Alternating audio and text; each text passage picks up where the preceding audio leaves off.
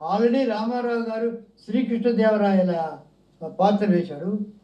తిమ్మరుసు నేను పనిచేశా, నేను స్క్రిప్ట్ కూడా ఒక వర్షన్ రాశా పింగళి నాగేంద్రరావు గారికి.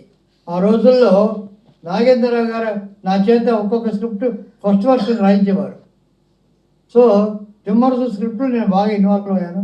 కృష్ణదేవరాయల పాత్ర నాకు చాలా ఇష్టం. అది ఎన్నుకున్నాం, అది చేశాం.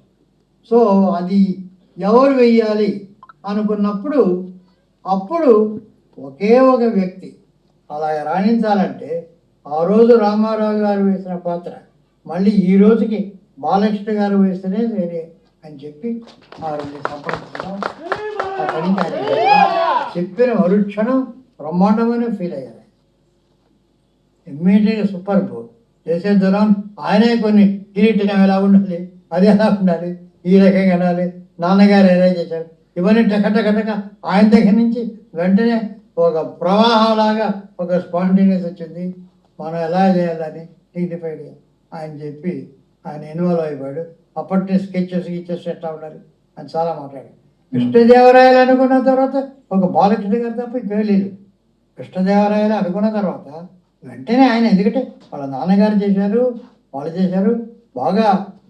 ఇంకెవరు ఉన్నారు ఇప్పుడు ఆలోచించిన ఇవాళ కూడా నాకు దొరకలేదు. So that is the thing. Balakrishna గారికి వెళ్ళడం, ఒకసారి అపాయింట్మెంట్ ఫిక్స్ చేయడం, రాయడం.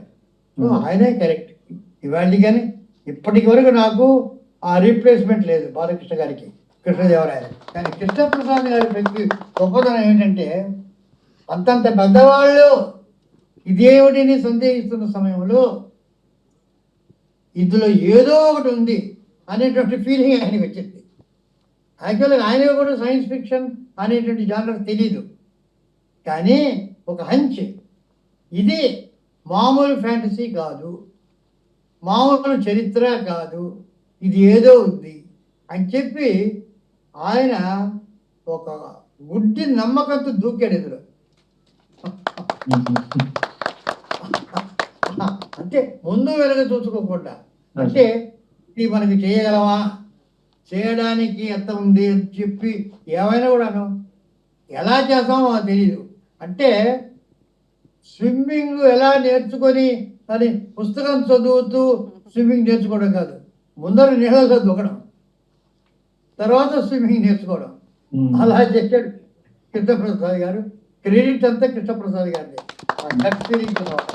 నిజంగా చెప్పాలంటే 93 ఏళ్ళు దాటి ఉన్న సమయంలో నేను జీవితంలో నేర్చుకున్నది ఏమిటంటే మొన్నటికన్నా నిన్న గొప్పది.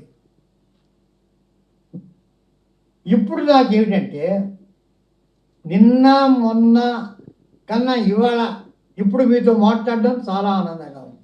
నెక్స్ట్ సెకండ్ నుంచి ఆలోచన లేదు, ప్రీవియస్ సెకండ్ నుంచి ఆలోచన లేదు. Live for the present and enjoy and experience the present. అది నా ఇప్పుడు 93 years నా ఫిలాసఫీ.